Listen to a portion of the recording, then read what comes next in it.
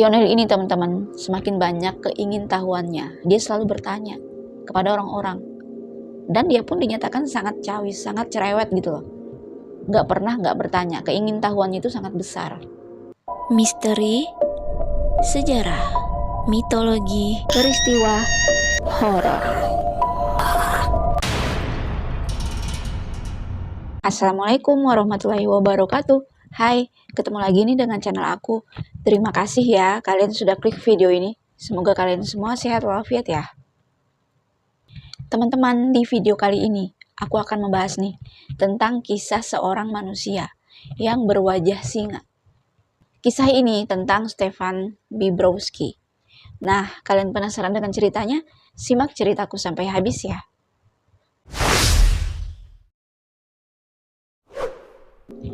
Stefan Bibrowski atau disebut dengan Lionel.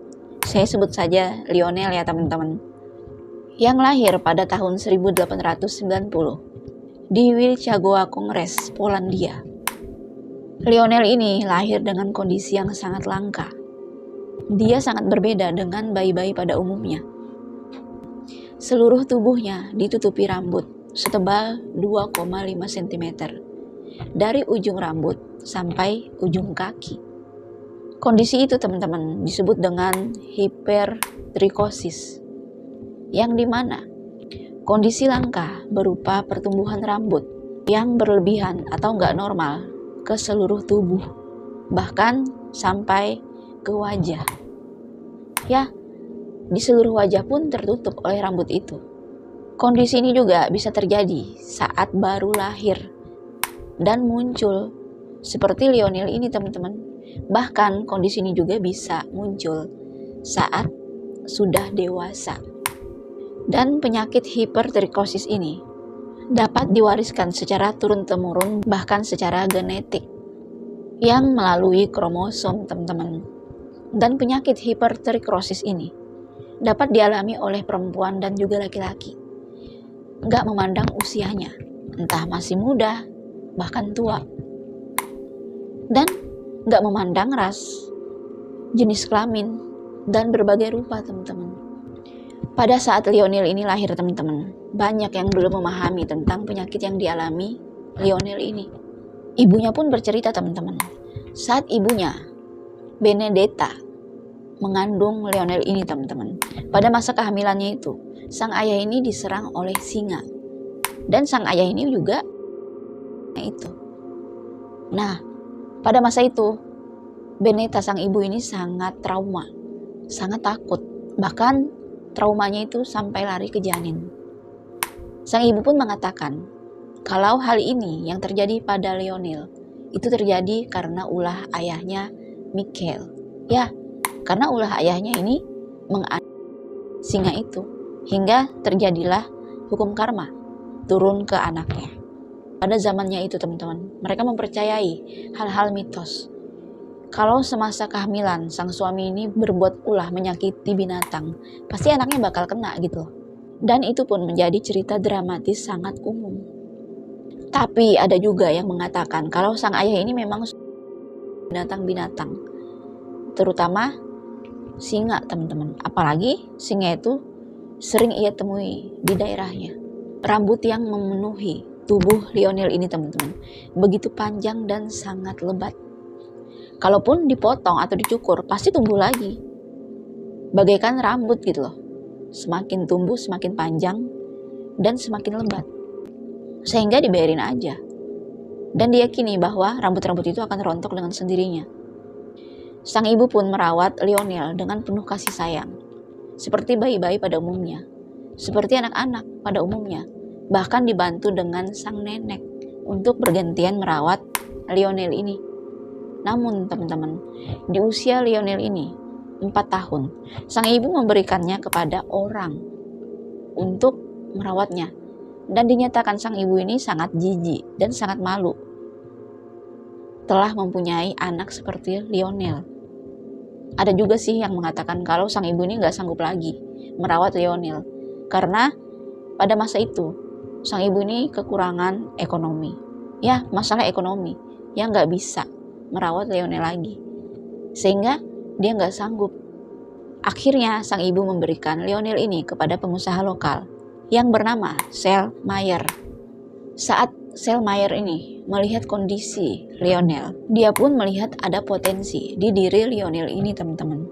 Awalnya sih dia kaget dan bahkan agak takut, tapi lama-kelamaan dia pikir, wah ini bisa nih membuat sebuah keberuntungan.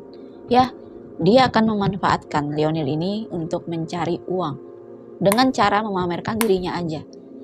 Akhirnya nih, sang ibu dan keluarganya pun deal memberikan Lionel kepada Selmayr. Pada saat itu juga teman-teman, Selmayr ini pun menjuluki Lionel dengan sebutan The Lion Fast Boy, yang artinya Lionel si manusia singa. Dan mulai pada saat itu juga, Lionel si kecil ini yang masih berusia 4 tahun diajaknya lah keliling Eropa. Ya, keliling suatu tempat dan daerah. Pada saat usia 4 tahun lah, Lionel ini mulai bekerja teman-teman kepada Selmayr. Dia pun tampil di berbagai pertunjukan, di berbagai pameran. Kondisi itu teman-teman hanya ditampilkan dengan cara dia muncul aja dan menyapa penonton. Dengan penampilannya itu, orang-orang bakal kaget, bakal penasaran, dan juga bakal terkagum-kagum. Dan pada saat itu juga teman-teman, kondisi Lionel ini belum ada sama sekali yang paham tentang penyakitnya, walaupun dia sudah diajak keliling Eropa. Dan kondisi itu juga menjadi sebuah kondisi kutukan bagi keluarga Lionel, sehingga mereka pun malu untuk merawat Lionel sampai besar. Karena hal itu sebagai aib gitu loh. Karena kondisinya itu teman-teman berbeda dengan yang lain. Lionel ini pun dipamerkan sebagai setengah manusia dan setengah singa. Tujuannya untuk menarik perhatian penonton agar penonton ini semakin banyak, semakin penasaran, dan tak akan pernah ketinggalan tentang pertunjukan Lionel. Orang-orang pun berbondong-bondong nih pergi menonton pertunjukan Lionel. Apalagi pada saat itu teman-teman, rambutnya itu semakin berwarna pirang dan mempunyai ciri khas banget dan berbeda banget dengan teman-temannya. Walaupun ya teman-teman, di pameran itu adalah kumpulan-kumpulan orang aneh dan mereka mempunyai daya tarik sendiri-sendiri gitu loh. Semakin usia Lionel ini bertambah teman-teman, dinyatakan panjang rambutnya itu semakin bertambah dan semakin tebal, dari ukuran 8 cm sampai 10 cm. Dan itu pun menumbuhi wajahnya. Jadi kalau orang gak jeli ya, dikira mereka itu rambut dari kepala itu menutupi badannya semua. Padahal enggak.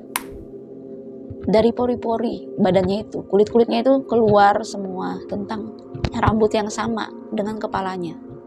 Sehingga orang-orang ini pada bingung, ini rambutnya atau apa sih badannya atau bagaimana. Bahkan banyak yang menganggap kalau Lionel ini dipakaikan kostum rambut. Lionel ini teman-teman dinyatakan tumbuh besar dari masa kecilnya di sirkus. Dia pun menikmati cemoohnya orang, hinaannya orang, ejekannya orang. Bahkan di usianya pun dia tetap cuek gitu loh. Dan merasa, aku gak apa-apa, semakin orang menunjukkan kepribadian mereka dan menghinaku, aku semakin oke, semakin semangat untuk mencari uang. Dia pun semangatin dirinya sendiri. Dan juga orang-orang sekitar, bahkan Selmayr menyemangati dirinya. Dan dia pun semakin semangat teman-teman, tanpa menyerah, tanpa baper dengan omongan penonton-penontonnya. Hal itu pun membuat dia juga semakin aktif, bahkan dia juga sering mengobrol dengan para penontonnya.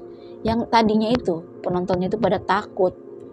Dan mereka menganggap, orang ini pasti serem banget, orang ini pasti sangat galak atau bagaimana. Tapi semuanya itu berbeda teman-teman. Saat dia mengajak penonton, mengobrol, dan penonton pun banyak yang mengira dianya ini cuma hanya memakai topeng, memakai kostum. Dan mereka juga banyak yang lupa tentang keadaan Lionel. Lionel ini teman-teman semakin banyak keingintahuannya. Dia selalu bertanya kepada orang-orang. Dan dia pun dinyatakan sangat cawis, sangat cerewet gitu loh. Gak pernah gak bertanya, keingintahuannya itu sangat besar. Gak sedikit juga teman-teman, para penonton ini memanggil dengan nama-nama yang aneh. Nama-nama dengan berbagai macam julukan, entah itu olokan, hinaan, yang sering dilontarkan kepada Lionel. Dan hal itu membuat Lionel tuh biasa aja selama badannya gak disentuh. nggak dipukul atau menyakiti dirinya gitu. Kalau cuma hanya ucapan, dia cuma anggap angin lalu. Selain itu teman-teman, tujuannya itu juga untuk bertahan hidup. Dan itu pun juga tujuan yang diberikan oleh sirkus. Selama mereka dipertunjukkan, mereka harus siap terima dengan omongan-omongan para penonton. Dia pun berkeliling dunia dan dibayarkan dengan bayaran yang cukup lumayan lah, yang membuat dianya ini, wah, walaupun penampilanku seperti ini nggak sia-sia gitu loh, dia selalu dibayar, sehingga dia tuh semakin semangat bersama teman-temannya. Pada tahun 1901, saat usia Lionel 11 tahun, Seltmyer membawanya ke Amerika dan mulai mempertunjukkan sampingan di sana, teman-teman. Ya, Lionel ini dipamerkan di sebuah pertunjukan, yaitu untuk sementara gitu loh. Setiap malam teman-teman dinyatakan Lionel ini sebagai bintang tamu, sebagai bintang utama di berbagai pertunjukan, entah itu pertunjukan di trotoar, di jalanan, di panggung, dan lain-lain sebagainya. Dia pun pernah menjadi seorang MC yang membuka acara di trotoar Pantai Timur. Pada suatu malam teman-teman, saat Lionel ini tampil, dia pun dilirik oleh pencari bakat yang bekerja untuk Barnum dan balai sirkus. Lionel ini pun menjadi daya tarik tersendiri teman-teman, yang membuat orang ini sangat pengen nih mengajak kerjasama. Dan dia pun ngomong nih dengan Seltmyer agar bisa bergabung juga, dan lumayan kan uangnya itu. Apalagi aksinya Lionel ini membuat para penonton ini sangat kagum. Banyak penonton yang hanya ingin melihat Lionel aja teman-teman. Aksinya itu semakin bagus, apalagi para penonton ini sangat hafal dan sangat suka dengan Lionel. Lionel ini sangat ramah teman-teman, sangat berbeda dengan penampilannya, dengan bentuk fisiknya. Dia sangat aktif teman-teman, berinteraksi dengan penonton. Ia ceria. Lionel pun teman-teman dianggap sebagai hiburan yang sangat menarik pada tahun 1919. Tetapi teman-teman, di balik kemeriahan pertunjukannya, di aksi sirkus atau di pameran, bahkan di pertunjukan lainnya, nggak sedikit teman-teman bentuk eksploitasi. Penyandang disabilitas itu dianggap sebagai orang yang cacat, yang perlu dikasihani, yang bahkan penuh dengan cemooh yang benar-benar negatif. Ya, ibaratnya banyak yang mengatakan kalau itu adalah pekerjaan hina yang mempertontonkan kekurangannya, yang membuat orang-orang tertawa dengan kekurangannya itu. Bahkan bukan Lionel aja, tapi teman-temannya yang serupa, yang fisik dan bentuk tubuhnya itu banyak kekurangan seperti Lionel. Mereka juga bernasib sama. Apalagi di balik riwayat hidup mereka itu gak baik-baik aja. Entah itu tentang ekonomi, entah itu mereka karena dianggap aib, dianggap sebagai kutukan, sehingga mereka dibuang oleh keluarga. Dan kisah-kisah mereka itu semua, termasuk Lionel ini teman-teman, terdapat kisah kelam yang sangat mengiris hati. Para penonton pun sangat percaya bahwa semua orang-orang aneh ini yang dipertontonkan dan dipertunjukkan di sebuah sirkus, mereka semua rata-rata berasal dari kondisi yang sangat miskin atau kondisi yang sangat melarat, sehingga mereka ini diberi kesempatan hidup kedua untuk bertahan hidup dan menganggap sirkus ini adalah penyelamatnya. Karena sangat banyak orang berpikir seperti itu teman-teman. Apalagi banyak juga yang fisiknya itu sangat kurang dari Lionel. Mereka dianggap sebagai orang disabilitas.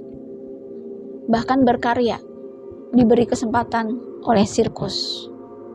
Walaupun hal itu jarang terjadi, tapi bagi Lionel, kehidupan karnaval sirkus memberi kenikmatan pada dirinya, pada hidupnya. Ya, kenikmatan sejati, kenikmatan yang tidak ada duanya yang pernah ia dapatkan sebelumnya. Dan dia sangat menikmati hal itu teman-teman.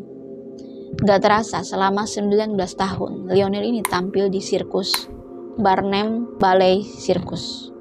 Dia pun berkumpul dengan orang-orang aneh lainnya, entah itu orang baru masuk, entah itu orang lama. Pilihan itu teman-teman adalah pilihan yang tidak bisa dibayangkan oleh Lionel. Apalagi Lionel ini sebelumnya teman-teman, dia itu bercita-cita ingin menjadi dokter gigi. Ya, dan dinyatakan Lionel ini mempunyai banyak kelebihan. Dia bisa menguasai 5 bahasa. Dan dengan cara dia berbicara pun sangat fasih dan sangat cerdas. Selain itu, dia pun juga baik hati teman-teman. Namun, hal itu tidak bisa memenuhi keinginannya sebagai dokter gigi karena fisiknya itu. Takutnya kalau misalnya jadi, orang-orang pun sangat takut gitu loh. Dan itu semua pupus cita-citanya. Dia hanya pasrah dan menikmati keadaannya aja. Setiap aksi Lionel, di setiap pertunjukan sirkus, Lionel menampilkan trik-trik senam dan berbicara kepada para penonton. Dan disitulah sebagai sisi lembutnya. Ya, selama dia menunjukkan sisi lembutnya yang sangat kontras dengan penampilannya sebagai singa, teman-teman. Pada tahun 1920, teman-teman, Lionel pun menetap di Amerika Serikat. Dia pun menjadi daya tarik terpopuler pada saat itu. Ya, dia semakin terkenal. Apalagi saat dia tampil di Pulau Coney, New York. Setelah itu, dia pun pindah ke New York City, di mana tempat dia menjadi ikon Coney Island di New York City. Di sana, teman-teman, orang-orang tuh berpikir kalau dia itu adalah manusia buas, manusia yang sangat berbahaya. Ternyata saat dia menyapa orang-orang, walaupun orang-orang tuh nggak bertanya, tapi dia memanggil, bahkan mengajak ngobrol, semua orang itu lupa tentang kondisi Lionel ini. Sama seperti sebelumnya, teman-teman. Di Coney Island, New York lah, aksinya Lionel ini semakin bersinar, semakin terkenal. Dan dia pun juga semakin banyak meraup keuntungan bersama teman-temannya. Orang-orang sangat puas dan sangat kagum kepada Lionel ini, teman-teman. Apalagi saat Lionel ini diajak berbicara. Adapun sisi tersembunyi di Lionel ini, teman-teman, rumornya tentang manusia berwajah singa ini masih bertahan hingga saat ini, teman-teman. Entah itu para petunjuk yang baru ini memakai topeng serupa dengan dia, bahkan kostumnya, bahkan ada yang menyerupai dan mempunyai penyakit yang sama dengan Lionel. Selain itu, Lionel ini pun sangat senang menunjukkan kondisi fisiknya pada orang-orang, teman-teman. Sekaligus dia pun merayakannya. Dan semakin terkenal, orang-orang semakin banyak mengenal Lionel ini dengan ciri khasnya, rambut yang panjang dan tebal di seluruh tubuhnya. Semakin bertambah usia Lionel ini, teman-teman, semakin tambah panjang juga rambut yang tumbuh di badannya. Dan mencapai 20 cm. Bayangin aja coba. Panjangnya itu sudah 20 cm di setiap badannya, bahkan wajahnya. Namun kondisi itu tidak membuatnya sedih atau merasa kayak berkecil hati. Tapi menurut Lionel ini, kondisi itu membuat dia semakin terkenal dan semakin menarik. Pada beberapa bulan, teman-teman, pada tahun 1920-an, Lionel ini pun memutuskan untuk mengundurkan diri. Dia pun memutuskan untuk berhenti secara permanen sebagai pemain sirkus, teman-teman. Ya, Lionel pun sudah bertekad, sudah bulat keputusannya untuk pensiun total di usia 30 tahun. Saat itu juga pemberitaan tentang Lionel ini redup, teman-teman. Gak ada sama sekali berita tentang Lionel. Dan orang-orang yang tahu tentang Lionel ini pun penasaran dan bertanya-tanya, apakah Lionel ini masih hidup atau bagaimana tentang kehidupannya dia selanjutnya. Dan hal itu pun sudah gak terdengar lagi tentang kondisi Lionel, tentang keadaannya saat dia sudah pensiun. Nah, pada 11 tahun kemudian, teman-teman, terdengarlah tentang kabar Lionel ini, teman-teman. Dinyatakan dia meninggal di usia muda karena serangan jantung. Saat dia meninggal dunia itu, pada tahun 1932, di usianya 41 tahun. Hal itu pun membuat orang-orang yang sudah tahu tentang Lionel ini pun kaget, bahkan sedih. Dan mereka juga mengenang tentang Lionel ini, teman-teman. Bagaimana, teman-teman, menurut kalian tentang cerita Lionel ini? Jika kalian memiliki cerita tambahan, kalian komen di bawah ya. Nah, sampai di sini dulu ceritanya. Sampai jumpa lagi dengan cerita menarik berikutnya. Dadah.